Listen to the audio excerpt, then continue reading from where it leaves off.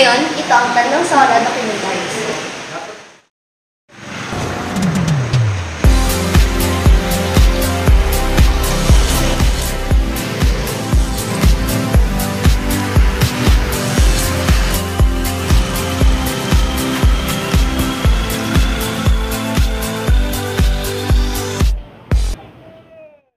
Morning po, I am Akaya Aliada po, and she's Tiffany Sayutan po. So, natanong po namin kung ano po yung pangalan niyo and what's your position? Okay. I'm Mrs. Ida Olivar, Barangay Professional Administrator. So, ito po, start na po yung question. So, number 1, gaano ka na katagal sa pagsaserbisyo sa inyong barangay?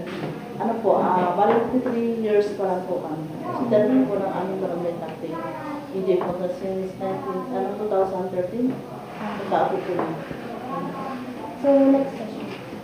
Ano-ano ang nagawa o may patupad na ng mga proyekto or programa dito sa inyong barangay? So, dito po sa aming barangay Tugasyon Uno, ang unang-unang po naging programa po na aming putingin kapitan, EJ Montanilla, ayun po ating pong pailaw po.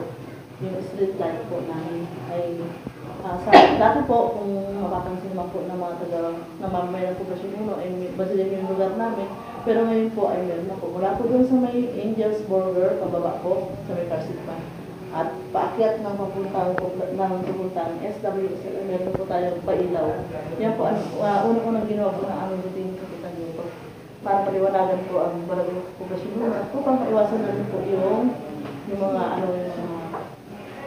nilalakaw sa gabi, yung mga gumagawa ng mga cleaning sa gabi.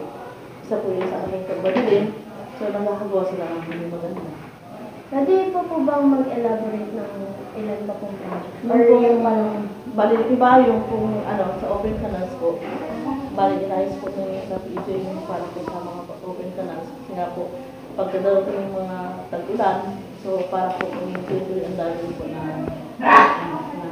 tubig. So, next question po. Hindi po natin naiwasan na magkaroon ng problema sa isang barangay. Paano niyo po ito masusolusyonan bilang opisyal sa barangay? So, tulad kong sinabi niyo, hindi po talaga maiwasan yung problema sa barangay. Pero dito po sa aming barangay, sa katulad niya yung mga mayroong problema, so agad po na pinakatawag po na aming pumunta yung kung sino po yung involved sa project. O di kaya naman, meron po na regular na assembly meeting po. Meron po regular na pag-uusap o ugnayan sa barangay between mamamayan namin po. Para maiwasan po yung, para ma-minimize din yung mga problema. Meron po pa yung pag-ugnayan sa kanila. Next question po. Sa tingin niyo po ba marami itong naibigay na benepisyo sa lahat?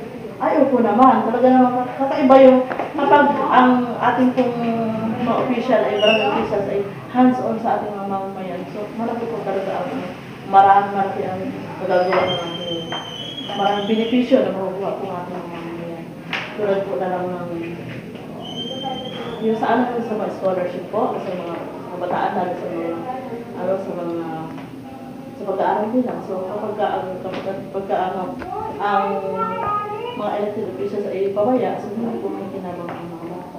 Pero dito po sa amin po sa Barangay Poblasyon, binibigyan priority din po na ating kapitan yung po pagtulong po sa mga mag-aaral. So, last question na po.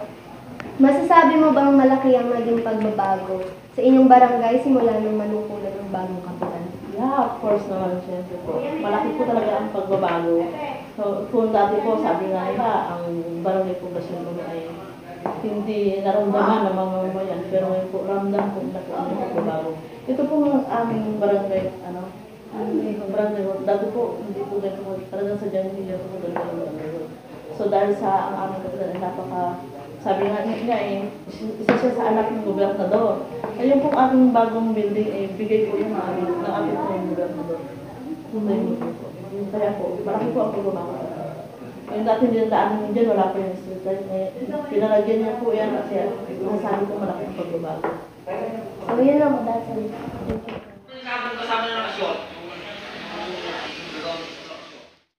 Kinuhanan din namin ng panayam ang iba't ibang pamilya na naninirahan sa Barangay Poblasyon 1. Akay Aliada and siya po si Tiffany Sayutan po. So, pwede po bang makuha po yung pangalan niya po? Ana Marie Reyes. So, start na po ng question. Ilang taon na po kayong naninirahan sa barangay po ito? Sa barangay na ito, hindi lang 25 years. 27 na yata. So, more... 27. okay. So, 28 ba? O, 28 years. Ano po masasabi niyo sa pamamalakad ng inyong bagong kapitan?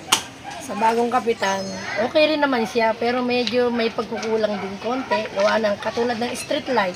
Street lang, walang light. Ha? Tapos yung ibang dapat na ilaw na sinasabi natin pag street light, may ilaw, di ba? Ang nangyayari, parang pundi na rin. Parang government. Hindi naman sa government ni Duterte, ha? Okay yung government ni Duterte, pero yung minsan sa local government, sa katulad nitong barangay, maraming pagkukulang. so, next po. May mga nakukuha po ba kayong benepisyo? Ayun, Mare. Ayun. Yun ang awa ng Diyos, wala. Wala, kahit paharap mo sa akin si Kapitan, wala pang ano, madalang. Kung hindi kami pupunta ng kaalyado, alimbawa ng medyo kilala namin yung konsyal, walang grasya talaga dito. Pag may natira. Kahit kami malapit dito sa municipal, o kaya, ayaw, kondisal lang nga, ano lang wala. Kahit Kasi po scholarships po sa mga bata po. Meron yung iba, pili. Pili po. Pero yung sa amin na katulad na pag hindi ka BFF, wala yun. Ah. Ay, totoo yan. Kahit paharap niyo sa akin, totoo yan. Paano po naman sa mga senior citizens po? Sa senior citizen, okay naman sila. Wala silang pagkukulang sa senior. So, yung next po. Nakikilaw po ba kayo sa mga proyekto o programa ng inyong barangay? Oo naman.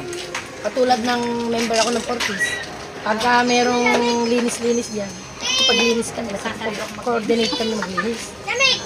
So, ito po. Last na po itong question. Nakita niyo po ba ang progreso sa kanilang pamamalakad? Hapa. Paano po half? Minsan meron, minsan wala. Wala ka talaga. As in, wala kang makitang katulad sa gabi. Sa umaga, pag nagpapatayan, napunta ka dyan, wala. Sa dami na sumasahod na barangay, siguro 3 lang ang naka-duty, 4. Lagi yun, active forever. So, madalang lang po talaga. Hindi madalang. Kompleto sila pagdating na ng horario yung sasahod mo. At sabi mo, ayaw natatakot. Kasi yan lang. Totoo lang, sa totoo lang. Sa totoo lang. Sige po. Ay, walang aktivistang takot. Yung sasabi ng katotohanan. Sige po. Yun lang po. Thank you po. Ako po si Akay Aliada and siya po si... Tiffany po, Serita. So, pwede pong matanong po yung pangalan po. Ninita, Bencho. Lita Bencho po. So, first question po, ilang taon na po kayong naninirahan sa barangay pong ito?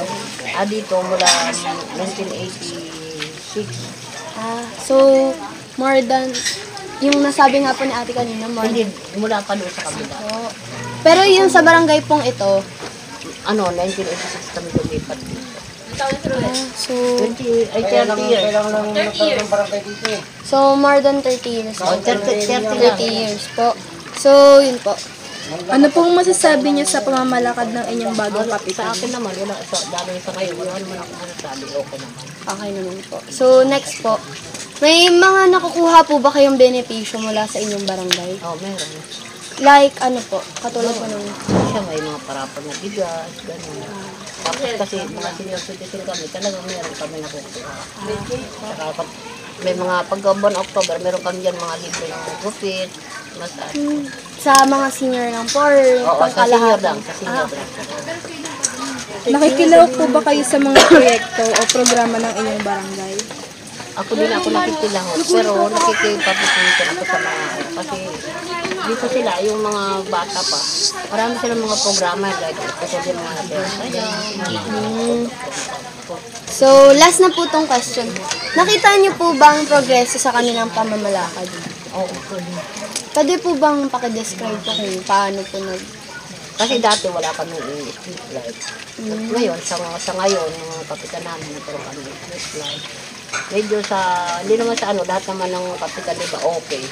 Pero mas okay po. Masakit po. So, yun lang po. Thank you po. Maraming salamat po.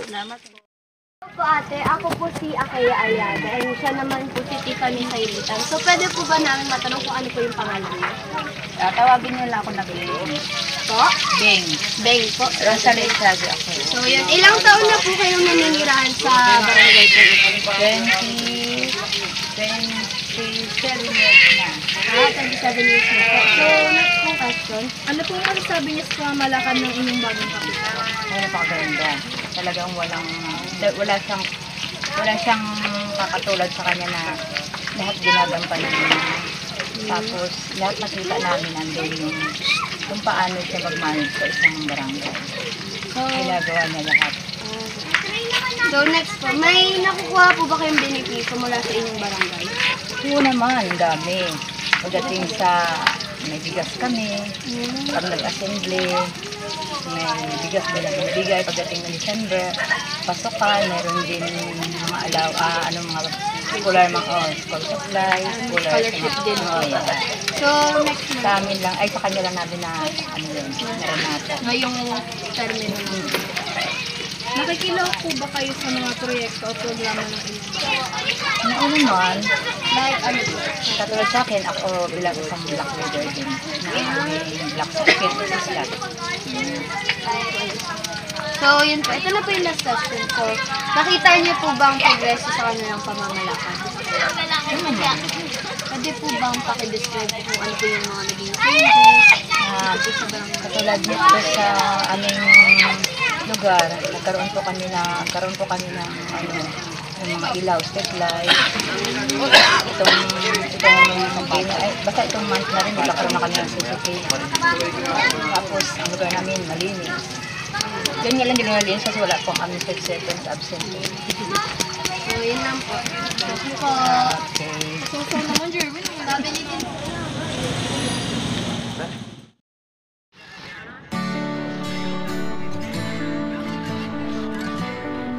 O atin ang simulan, isang hakbang para sa kinabukasan. Ating buwis, ating tungkulin, ito ang landas na